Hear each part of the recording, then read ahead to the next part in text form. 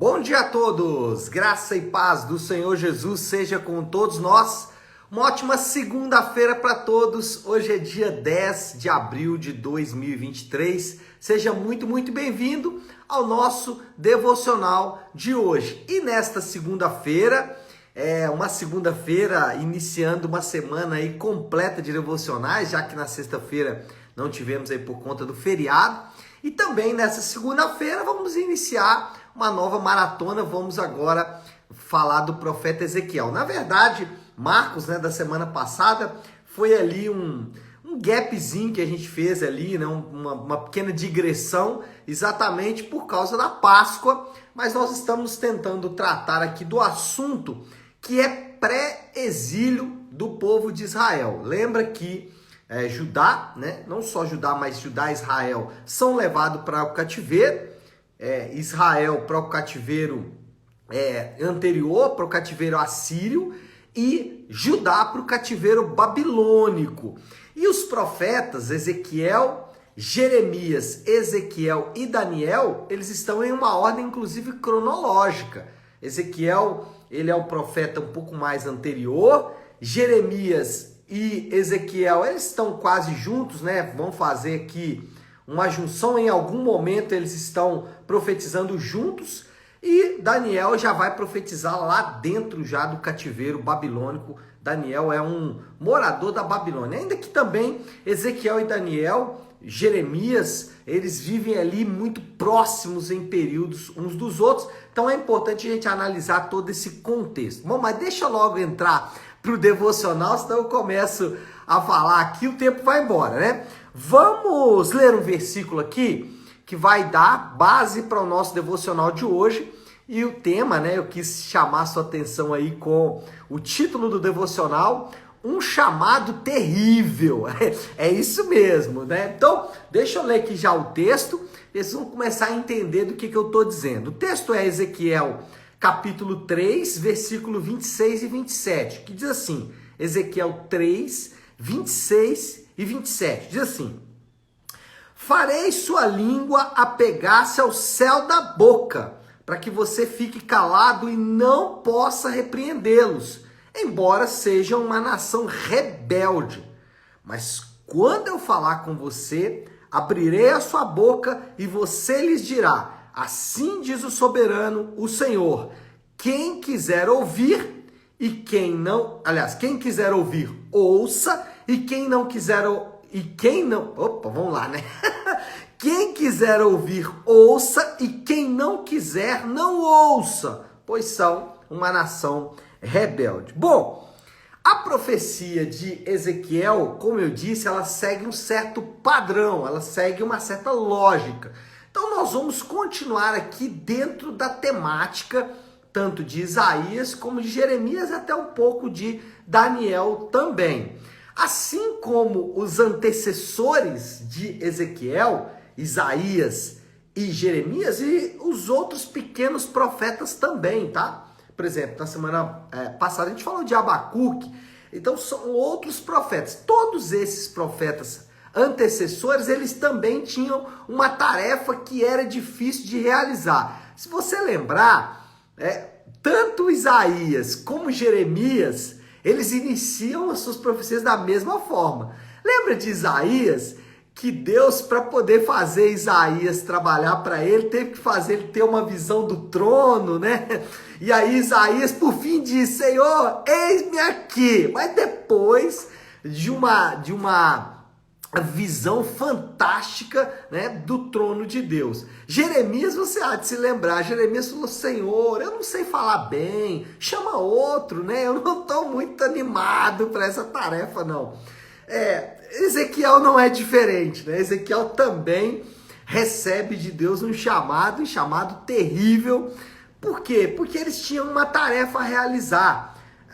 O que eles tinham que fazer era pregar para um povo que não queria ouvir a mensagem deles.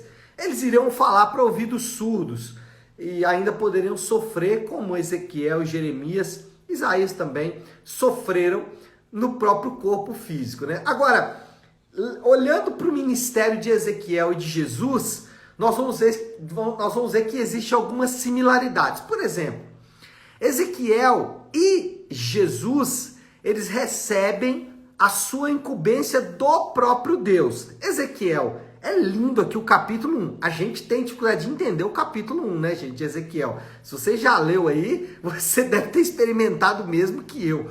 4 olhos, 4 rodas, o trem gira para cá, gira para lá, um negócio muito louco, assim, um negócio incrível. Mas é muito parecido com aquelas visões do Apocalipse que João tem. O que Ezequiel teve aqui foi uma visão do próprio Deus, da própria glória de Deus, da presença do próprio Deus. E ele recebe do próprio Deus a sua incumbência. Olha aí, capítulo 2, versículo 10. Diz assim, que desenrolou, tá falando do manto, né?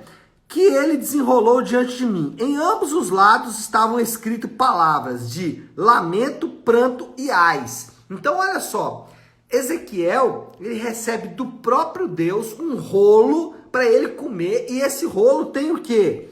Lamento, pranto e ais. Ele recebe do próprio Deus. A incumbência não vem da mão de outra pessoa, vem do próprio Deus. E Jesus também recebe a sua aprovação do próprio Deus. Lembra do batismo de Jesus? Esse é o meu filho amado, em quem me comprazo. Deus falou sobre Jesus. Então, existe similaridade entre Ezequiel e Jesus. Ezequiel, chamado pelo próprio Deus, viu a glória de Deus, viu ali no capítulo 1 algo incrível. Jesus, quando batizado, recebeu a aprovação do próprio Deus. Esse é o meu filho amado. Ambos também não podiam declinar do seu chamado. Ezequiel não tinha muita opção. Lembra, aqui é legal só fazer um comentário. Ali no capítulo 2 de Ezequiel, inclusive aqui no título da minha Bíblia está o chamado de Ezequiel. Ezequiel recebe de Deus a tarefa, ó, você vai fazer isso. E Deus fala com ele assim, ó, se você falar com fulano e ele se arrepender, beleza. Se ele não arrepender, a culpa é dele. Mas se você não falar, Ezequiel, a culpa é sua. Então o que Deus está falando, Ezequiel?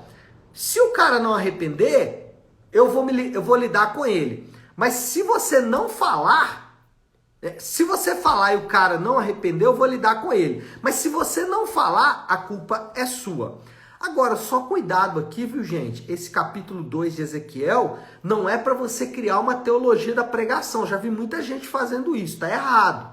Essa é uma experiência própria de Ezequiel. Então eu já vi gente falando, eu falei, porque se eu não falar, Deus vai me culpar. Não, isso não é teologia da pregação. Nós não devemos pregar o evangelho por medo da punição de Deus. Isso aqui foi algo que aconteceu com Ezequiel. O texto está narrando um acontecimento, ele não está criando uma teologia da pregação, tá? Então, só cuidado aqui nesse ponto para você não pregar, porque senão Deus vai... Eu já vi muita gente falando, eu tenho que falar, porque se eu não falar, Deus vai cobrar de mim. Se eu falar, a pessoa se vira com Deus, mas se eu não falar, Deus vai cobrar de mim. Não, essa não é teologia da pregação. Que existe uma narração, existe um fato histórico que está sendo narrado aqui, mas isso não é teologia da pregação não, ok? Então vamos seguir. Ezequiel não tinha muita opção, ou ele falava, ou a culpa cairia sobre ele. E Jesus também teve que lutar para aceitar a sua tarefa. Se a gente lembrar, poucas horas antes da sua crucificação, ele estava ali lutando, porque de fato a sua tarefa também não era fácil. E por último, a mensagem, tanto a mensagem de Ezequiel como a mensagem de Jesus, não seria aceita de bom grado. O texto que lemos aí, né? Ezequiel 3, 26 a 27, já nos dá uma ideia de que as pessoas não aceitariam muito bem a mensagem de Ezequiel. Ela encontraria diversas barreiras à sua pregação. Ezequiel não encontraria ouvidos muito atentos à sua mensagem. E sabemos também que Jesus não foi bem aceito nos seus dias também. Jesus recebeu diversas barreiras, enfrentou diversas barreiras, recebeu da parte até dos judeus que deveriam receber bem, ele foi rejeitado, a sua mensagem foi também rejeitada. E o que isso tem a ver comigo e com você? nós somos chamados a pregar o evangelho. Assim como Ezequiel, assim como Jesus, nós também temos um chamado. Qual é o nosso desafio? O nosso desafio é, em primeiro lugar, não ignorar a nossa vocação. Então, pregue. Agora, só lembre o seguinte, o evangelho é uma mensagem, precisa ser falada. Alguém disse assim, pastor, eu devo pregar com a boca fechada? Não, não deve pregar com a boca fechada, você tem que abrir a sua boca. Ah, mas lá em 1 Pedro diz, se for preciso, pregue de boca fechada. Sim, em casos extremos. Mas na normalidade, geralmente, ninguém prega de boca fechada. Prega de boca aberta. O seu testemunho é importante. Ele abre portas à pregação do evangelho. Mas o evangelho precisa ser articulado, precisa ser falado. Então, não ignore a sua vocação. Pregue. Pregue para todo mundo. Pregue para o seu vizinho, pregue para o seu marido, pregue para o seu companheiro de trabalho, pregue, pregue, pregue e pregue sempre. Segundo, não mude o conteúdo da mensagem para ela ficar mais fácil. Lembre-se, todos os profetas, Jesus, todos eles receberam resistência à mensagem, mas não mudaram a mensagem. Você pode usar estratégias diferentes para pregar a mesma mensagem. Paulo diz, me fiz de judeu para ganhar os judeus, me fiz de grego para ganhar os gregos, mas a mensagem continua a mesma. Qual é a mensagem? E aí, nós temos que ser honestos, falar a verdade para as pessoas. Qual é a mensagem? Todos os homens pecaram, ou seja, ninguém escapa, todos pecaram, todos estão condenados, todos, sem exceção, todos estão condenados à morte e somente em Jesus podemos encontrar salvação. Isso é evangelho.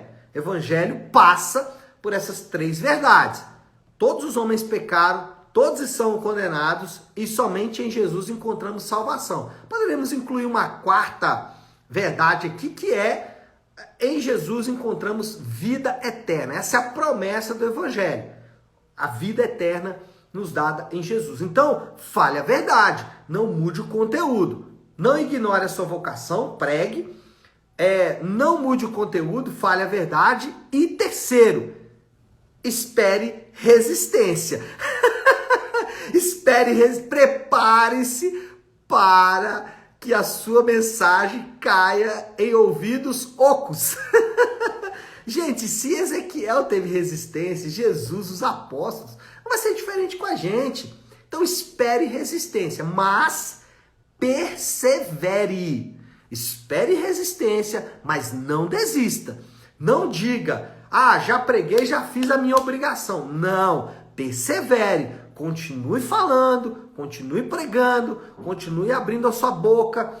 Mesmo que as pessoas não queiram ouvir mais sobre isso, não querem mais falar, continue falando. Agora, cuidado com o pragmatismo. O que é o pragmatismo? Se alguma coisa está dando certo, certamente vem de Deus. Não, isso é pragmatismo. Não, isso aqui, já ouvi pessoa falando assim, né? Pastor, eu sei que as palavras têm poder porque eu falei e deu certo. Isso é pragmatismo. Não significa que não significa que deu certo, que está certo. O que é certo? Certo é o que a palavra de Deus diz. Então, às vezes, para obter resultados, nós adotamos o pragmatismo. Não faça isso. Não evangelize com técnicas que são apenas técnicas humanas, porque isso dá resultado. Não faça isso. Persevere fazendo simples, pregando, abrindo a sua boca e falando a verdade. Bom, precisamos aí caminhar para o fim, né? Moral da história: a mensagem de Deus desafia ouvidos mais sensíveis exatamente por apresentar a realidade definitiva dos fatos. A mensagem de Deus causa isso por quê? Porque ela coloca diante dos homens um espelho muito nítido. O evangelho, ele desnuda uma realidade diante dos homens que é tão real que eles não estão dispostos a ver. Nós não estamos dispostos a ver. Então, a pregação do evangelho, ela ofende tanto exatamente porque ela é muito verdadeira. porque ela não é falsa. Bom, desafio do Léo aí, aplicação final aqui para a gente já caminhar para encerrar o nosso devocional de hoje. O desafio do Léo é duas coisas: pregue e escute a pregação. Porque aquele que prega deve escutar também. A mensagem era de Ezequiel para Ezequiel também. Então pregue o evangelho, mas escute também a pregação, porque nós todos precisamos do evangelho. Naturalmente nos desviamos dele durante o dia a dia, e o evangelho não é só algo para salvação, é uma maneira de viver também. Então, pregue e escute a pregação sempre. Tá bom, pessoal? É isso. Vamos finalizando aí, então. Para finalizar, vamos orar, né? Vamos colocar tudo isso aí diante de Deus. E como eu gosto de fazer, segunda-feira, gosto de iniciar a semana de devocionais com a oração que o Senhor nos ensinou, com a oração do Pai Nosso. Então, se você puder, pare aí um instante aquilo que você está fazendo e vamos juntos buscar a Deus em oração. Pai nosso que estás nos céus, santificado seja o teu nome. Venha o teu reino, seja feita a tua vontade, assim na terra como no céu. Dá-nos hoje o nosso pão de cada dia. Perdoa as nossas dívidas, assim como perdoamos aos nossos devedores. E não nos deixes cair em tentação, mas livra-nos do mal, porque teu é o reino, o poder e a glória para sempre. Amém. Amém, meu povo? Bom, então é isso. Nós vamos ficando por aqui. Que Deus te abençoe. Uma ótima, uma excelente segunda-feira para todos. Fiquem com Deus.